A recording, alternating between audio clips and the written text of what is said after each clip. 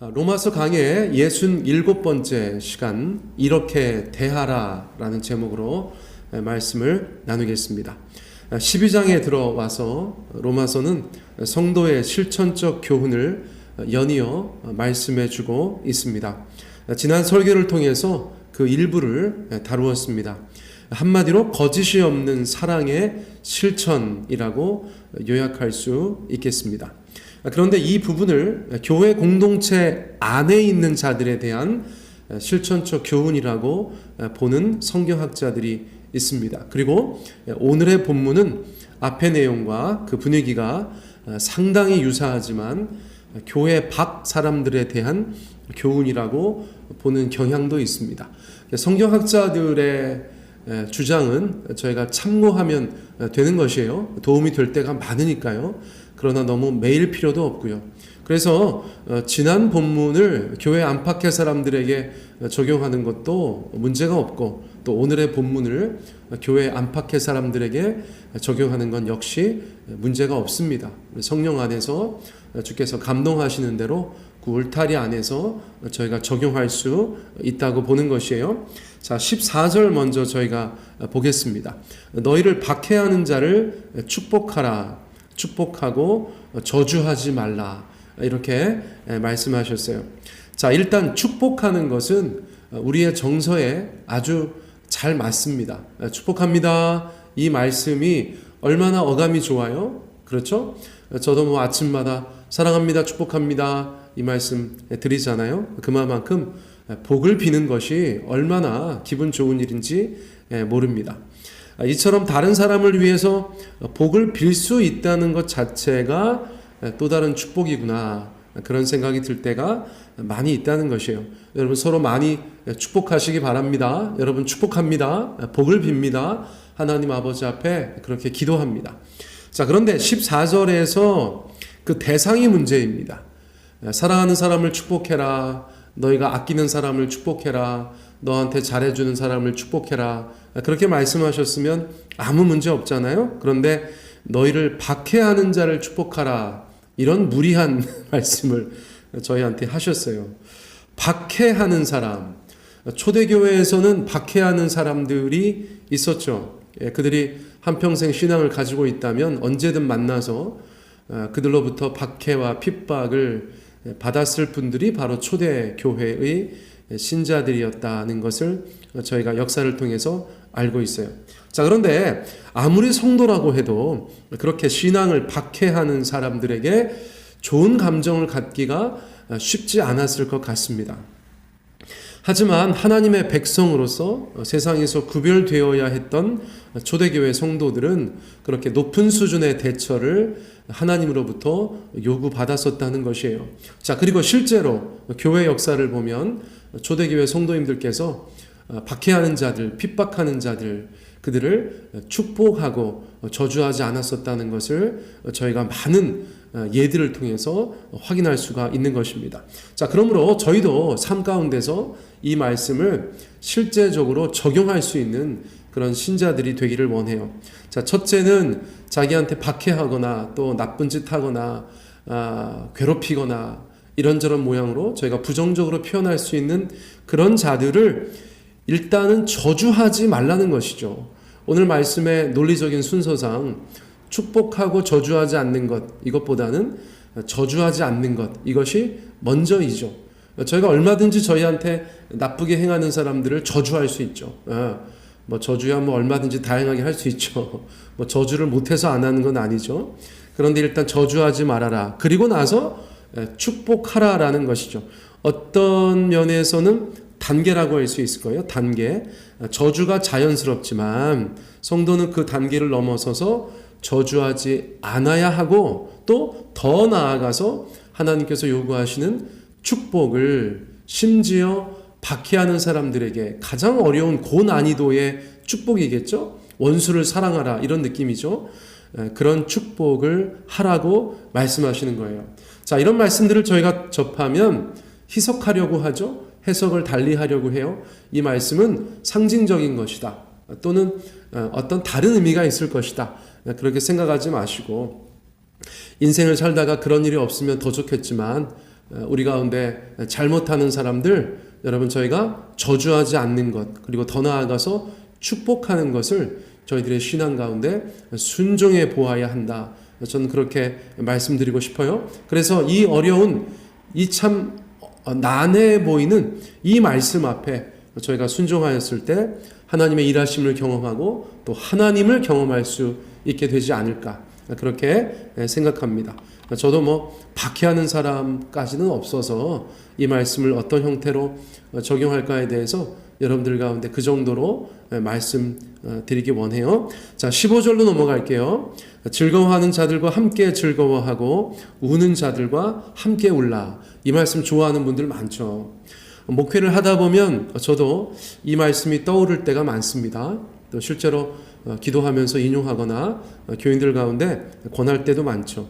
뭐 그대로죠. 즐거워하는 자들과 함께 즐거워하고 우는 자들과 함께 우는 삶, 이것이 신자의 삶이라고 말씀하고 있어요. 교인들께서 즐거워하실 때 저도 즐겁습니다. 또 교인들께서 슬퍼하시면 저도 슬픕니다. 이게 뭐 크게 어려운 일인가, 그런 생각이 퍼뜩 드는데, 이 대상을 저희가 교인들이 아니고 또는 우리가 아끼거나 사랑하거나 아주 가까이에서 친밀감을 가지고 사는 사람들이 아니고, 앞서 제가 언급한 것처럼 외인들, 교회 밖의 사람들, 아니면은 저희와 사이가 나쁜 사람들이라고 생각하면 이게 또 문제가 달라져요. 앞서서 말씀드린 것처럼 제가 사랑하는 교인들 가운데 좋은 일 생기면 제게도 좋은 일이고, 저희 사랑하는 교인들 가운데 슬픈 일 생기면 당연히 제게도 슬픈 일이겠으나, 전혀 다른 사람들, 저와 관계가 없거나 아니면 제가 조금 불편해하는 외인들이라면 어떨까요? 그들이 막 즐거워하는 것을 보면서 막 배가 아플 수도 있잖아요. 그렇죠?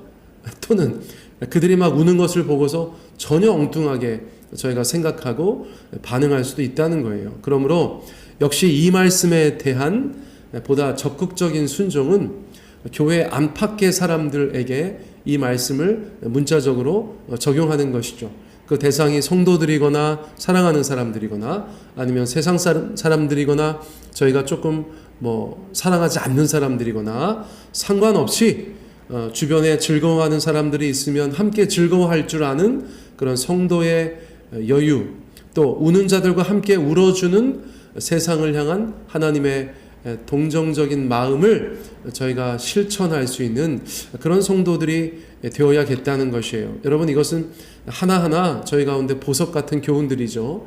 그러므로 오늘이든 앞으로 인생을 살아가다가든 즐거워하는 자들이 주변에 있으시면 분위기 깨지 마시고 함께 즐거워하시고, 또 그들이 슬퍼하는 사람들이 있다면 그가 누구든 간에 저희가 인도주의적인 차원에서 또 신앙의 실천적인 차원에서 그들과 함께 울어줄 수 있는 그런 성숙한 신자가 되기를 소원합니다. 자, 16절로 넘어가 볼게요. 16절, 서로 마음을 같이 하며 높은 데 마음을 두지 말고 도리어 낮은 데 처하며 스스로 지혜 있는 채 하지 말라. 이 또한 저희가 공동체 안에 주신 말씀으로 받아도 좋고, 또 외인들에 대한 말씀으로 이해해도 큰 무리는 없을 것 같아요. 자, 일단 공동체라고 생각하면 서로 마음을 같이 하라는 것이 요점이죠. 서로 마음을 같이 하라. 이 말씀은 역시나 다른 성경의 구절들과도 일맥상통합니다. 고린도전서 생각이 나죠? 같은 마음과 같은 뜻으로, 이 말 제가 참 좋아하는 말씀인데요. 교회 공동체는 1차적으로 서로에 대한 신뢰를 가지고 같은 마음을 품을 수 있어야 하는 것이죠. 세상 어떤 사람들보다 공통의 관심사와 목표를 가지고 있는 그런 집단이 바로 교회 공동체라고 말씀드릴 수 있기 때문이에요. 자, 그런데 서로 마음을 같이 하기 위해서 필요한 덕목이 있다는 것입니다. 굳이 오늘 구절을 좀 구분해서 말씀드리면, 먼저 높은 데 마음을 두지 않아야 한다, 이렇게 말씀하셨어요. 높은 데 마음을 두지 말고 이렇게 말씀하셨죠. 이는 우리의 마음의 높이에 관한 것입니다. 마음의 높이, 어디 높은 데 올라가지 말아라, 뭐 승진하지 말아라, 진급하지 말아라, 그런 말이 아니잖아요. 높은 데 마음을 두지 말라. 같은 마음을 품어야 하는데 어떤 사람이 혼자 높은 데 마음을 품고 있어 보세요. 마음이 맞지 않는 것이죠. 마음에 평형이 없는 것이죠. 같은 마음이 아닌 것이라는 거예요. 그래서 나의 마음이 높아졌다면 다른 사람의 마음과 같이 자연스럽게 낮아져야겠죠. 그래서 이어지는 말씀은 도리어 낮은 데 처하라 이렇게 말씀하셨어요. 도리어 낮은 데 처하라. 같은 마음을 품기 위해서 마음이 낮은 사람이 마음을 높일 수는 없어요. 그렇죠? 마음이 낮은 사람이 높일 수는 없다고. 높은 사람이 낮춰야겠죠. 공부를 잘하는 사람이 공부를 못하는 사람을 이렇게 맞춰줄 수는 있어도 공부를 못하는 사람이 공부를 잘하는 사람을 맞춰줄 수는 없잖아요. 뭐 적절한 예인지는 모르겠지만 어쨌거나 높은 데 마음을 둔 사람이 내려와야지 낮은 데 마음을 둔 사람이 올라갈 수는 없는 것입니다. 자, 그러면서 이어서 말씀하시는 것이 무엇이죠? 스스로 지혜 있는 채 하지 말라. 이것은 뭐 어떤 서로 다른 이야기라기보다 서로 연관되어져 있는 그런 말씀이라고 저희가 볼 수 있습니다. 스스로 지혜 있는 채 하는 것이 높은 마음이다. 그런 뜻으로도 저희가 볼 수 있겠어요. 스스로 지혜 있는 채 하지 말라. 자, 그것이 교만이든 우월감이든 내가 다른 사람보다는 낫다는 그 마음의 생각은 다른 사람들과 마음을 같이 하는 것에 치명적인 방해가 될 것이죠. 그러므로 성경의 말씀들은 저희가 가만히 생각해 보면 참 당연한 말씀을 저희 가운데 주시는 거예요. 하나님께서 주시는 말씀은 무조건 아멘으로 화답하고 순종하는 것, 실천하는 것만이 저희들 가운데 요구된다고 할 수 있습니다. 우리의 마음이 높아졌을까요? 여러분, 저희가 그것을 깊이 주님 앞에 여쭙고 스스로 돌아보지 않으면 모르는 것이죠. 그렇죠? 그러므로 오늘 아침 또 저희가 주님 앞에 기도할 때 주님, 저희가 혹시 높아진 마음이 있습니까? 교만하거나 어떤 상대에 대해서 우월한 마음을 가지고 있는 것이 있습니까? 주님, 도리어 낮아지게 하여 주십시오. 스스로 지혜 있는 채 하지 않게 하여 주십시오. 우리 그렇게 기도하는 시간 되셨으면 좋겠어요. 자, 마지막으로 17절 말씀. 아무에게도 악을 악으로 갚지 말고 모든 사람 앞에서 선한 일을 도모하라. 참 이런 말씀 마음에 많이 부닥치죠. 아무에게도 악을 악으로 갚지 말고 모든 사람 앞에서 선한 일을 도모하라. 성도는 때로 무대 위에 올라가 있는 배우와 같다. 그런 생각이 들 때가 있어요. 뭐 삶이 연기고 위선이라는 뜻이 아니고요. 많은 사람들이 우리의 삶을 지켜보고 있다는 것이죠. 지켜보는데 경우에 따라서는 막 예의주시하고 일거수일투족을 다 살펴보고 저것들이 얼마나 위선을 떠는지 아니면 정말 믿는 사람처럼 잘 사는지 그렇게 사람들이 저희를 지켜본다는 것이죠. 저는 일가 친척 중에 유일무이한 목사입니다. 때로는 그것이 참 부담스럽기도 합니다. 여러 친구들 사이에서 관심의 대상이 될 때가 많습니다. 우리 보현이는 뭐래? 우리 남목사 뭐라 그래? 어떻게 했어? 걔는 어떻게 한대? 제가 그런 사람이죠. 또 주변에서 저를 목사로 아는 사람들에게 참 조심스러울 때가 있습니다. 어디 가면 거기가 뭐 어디가 됐든지 간에 제가 목사인 것을 아는 분들이 계세요. 여러분들 계신데 아이고 목사님 오셨냐고 하는 분도 계시고 제가 전혀 예상치 못했을 때 누군가 저를 목사님이라고 부르는데 여러 사람들이 막 쳐다보기도 하고 여러분 목사가 좀 그런 게 있어요. 그래서 참 세상살이가 조심스럽습니다. 여러분 이것은 제가 부정적으로 말씀드리는 것이 아니고요. 긍정적인 측면에 대해서 말씀드리는 거예요. 제 스스로 하나님 앞에서는 물론이거니와 세상 앞에서 물론 교회 앞에서도 당연하고요. 몸가짐을 마음가짐을 조심한다는 것은 나쁜 것 같지는 않아요. 자, 그런데 저희가 그런 삶을 목사는 목사대로 장로는 장로대로 권사나 집사나 성도나 형제자매가 다 그렇게 세상 사람들의 관심의 대상일진데 이 말씀은 자연스러운 거예요. 인생을 살다가 아무에게나 악을 당할 때가 있죠. 어떤 일을 당할 때가 있어요. 내가 당했다라고 말할 때가 있어요. 그때 우리가 어떻게 하는가를 세상이 본다는 것이죠. 그러므로 악한 일을 당했다고 해서 그 악을 악으로 갚는 것은 많은 사람들을 실망시키는 일이죠. 많은 사람들을 실망시키는 것이에요. 자, 그러므로 성경이 우리 가운데 말씀하고 있는 바는 무엇인가? 오히려 모든 사람 앞에서 선한 일을 도모하라는 것이죠. 악을 악으로 갚지 않는 것은 물론이거니와 모든 사람들 앞에서 성도로서, 신자로서, 그리스도인으로서, 크리스찬으로서 선한 일을 도모하라는 것입니다. 이것은 성도 개인 또는 믿음의 가정 그리고 교회 공동체가 모두 다 명심해야 하는 그런 하나님의 교훈이라고 생각합니다. 여러 신앙 체계들이 공존하는 사회에서 세상이 우리를 주시하고 있다는 것은 명백한 사실이죠. 그리고 너희는 뭐가 다르냐라고 저희 가운데 묻고 있어요. 그들의 눈빛이, 그들의 말이, 그들의 행동이 저희 가운데 그것을 묻고 있다는 것이에요.